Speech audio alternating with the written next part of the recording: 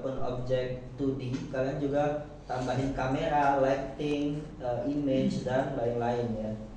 Nah, itu shift A. Kita bisa langsung milih aja. Misalnya mesh plane. Nanti plane-nya bakal keluar di titik poin yang kita bikin ini ya.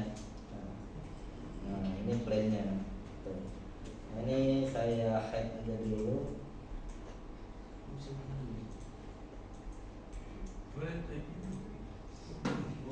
Nah, ini kita hapus misalnya.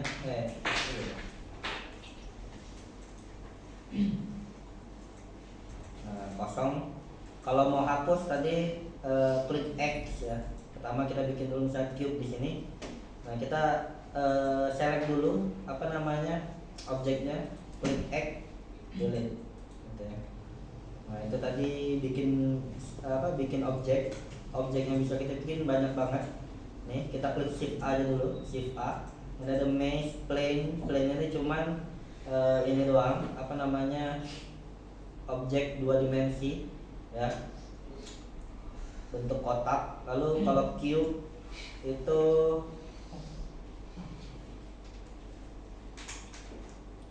ini ya, kotak ya.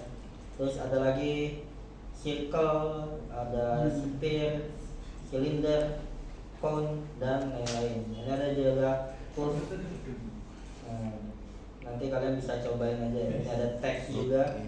Kalau kita mau bikin suatu teks juga bisa di sini. Teks kayak ini bisa kita edit di sini.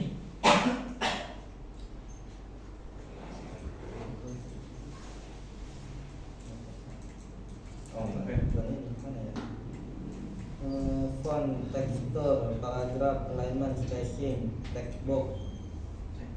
Oh, ini diedit ya. Nah, edit itu pakai tab. Nah, ini namanya edit mode. Nah, object mode itu buat select, edit mode ya buat ngedit gitu ya. Nah, edit mode kita ganti misalnya objek, kita baikin lagi, tambahin cube. Nah, terus tadi ada juga N property H untuk height ya. Tadi kan ada kamera sama lighting. Nah, ini kalau mau nge-hide kita tinggal klik H aja, dia nge-hide ya. Terus N untuk property, buka property ya. Sini ada. Nah, habis itu apa lagi tadi? Nah, ada scale sekarang. Nah, ini scale nih. Ini yang penting nih, scale G ini grab ya, namanya grab. Nah, di situ R itu rotate. Nah, ini ada tiga shortcut yang paling sering kita pakai nantinya. Nah, terus ada juga yang namanya ini nih, sumbu ya. Ada X, Y sama Z. Nah, kalau kalian lihat, X itu horizontal ya, sumbu yang melintang horizontal. Lalu Z adalah sumbu yang melintang dari atas ke bawah alias vertikal ya. Nah, nggak kelihatan di sini. Nah, Z itu vertikal. Kalau mau melihat Z kita klik 1, nggak bisa. Numpad 1. Nah, ini kelihatan yang Z. Karena kalau numpad 1 itu artinya kita ngelihat viewpoint dari depan gitu. Oh enggak, ini shift 1. Kalau dari depannya bukan kontrol 1. Nah, kontrol 1 depan.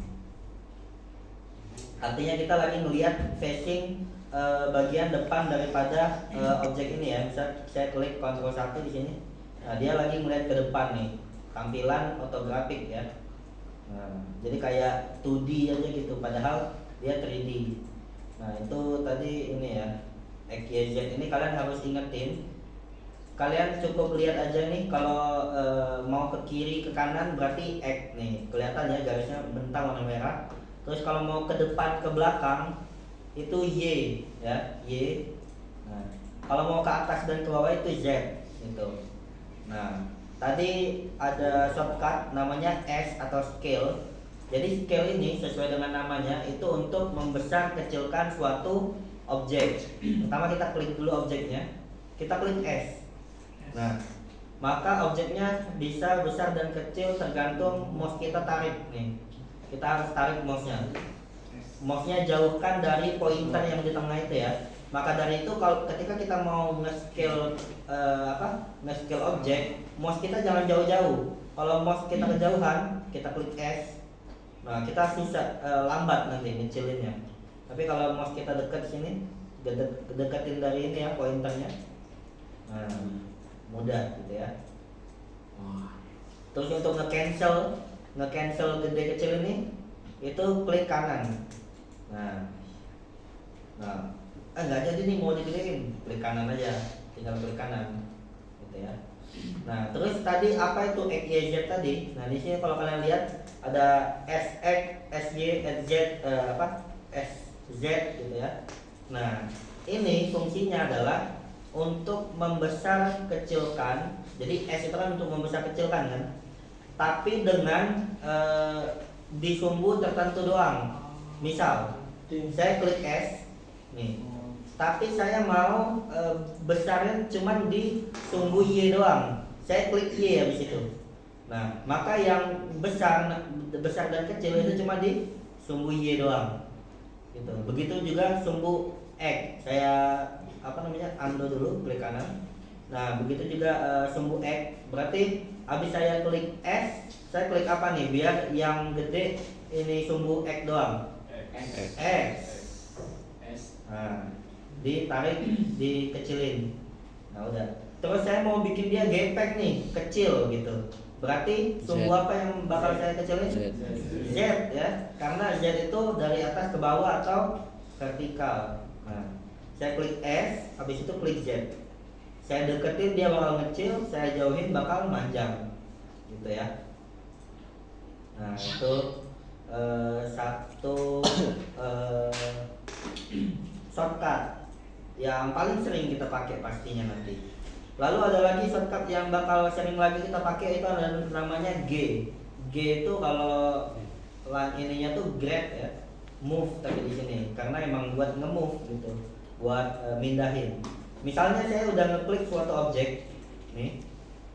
Sekarang objeknya saya mau pindahin ke sini, misalnya ke sini.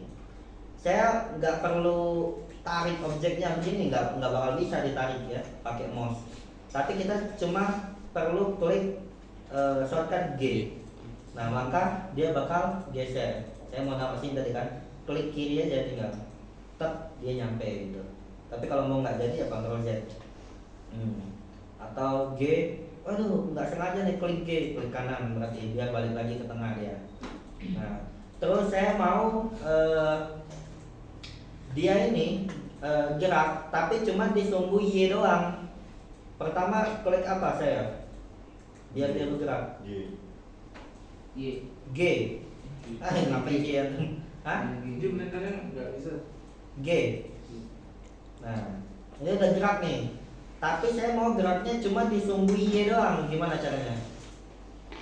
G X sama Y. Y. Ketika saya klik Y, dia maju mundur doang, alias ke depan sama ke belakang doang, atau di sumbu Y doang gitu ya. Jadi kalian jangan salah kaprah. Kalau kalian lagi begini, kalian mikirnya yang warna kuning ini kiri kanan, bukan ya, tetap depan belakang. Depan belakangnya itu Y ya. Jadi X itu udah pasti kiri kanan. Jadi nggak bakal depan belakang. Nah, kita harus terbiasa dengan sumbu-sumbu ini karena bakal banyak banget kita pakai ke depannya gitu nanti. Kalian bakal salah banget kalau ternyata kalian makainya yang Y ini depan, ini belakang, nanti bakal salah gitu. Makanya harus terbiasakan. Nah, itu tadi untuk depan belakang. Kalau untuk kiri kanan tinggal G terus X. G, ingat aja, G itu grab itu untuk nge-move gitu, ngambil gitu kan. Nah, G. Terus Z, atas bawah ya. Mau antum gimana pun dia cuma ke atas bawah doang. Kayak gitu. Nah, lalu yang terakhir ada F atau rotate. Nah, rotate ini juga sering banget kita pakai ya. Ketika kita mau bikin suatu yang gitu, misalnya kita S dulu, terus di sini kita kecilin, terus SX, gini misalnya. Terus mau dia nih miring nih misalnya, Nah, saya tinggal klik R aja. Tapi kalau R langsung, dia miringnya sesuai dengan pos kita sekarang gitu. Jadi kalau mau ngerotate dan rotate-nya lurus, kita harus pakai tampilan ortografik dulu. Kita harus lurusin dulu, bener-bener misalnya di ujung sini. Dan nggak mungkin kita ngelurusin manual gini. Kita cukup pakai shortcut 1 aja ya. Nah, kalau saya pakai Ctrl 1. Karena beda-beda nih, kadang numpadnya kalian nggak ada kan, ada yang nggak ada numpad kan. Nah, kadang kalau yang pakai tombol yang di atas itu dia cukup klik 1 aja, dia di sini Y. Bedanya depan sama belakang apa? Kalau ini belakang nih, kalau ini depan apa bedanya? Ada minus.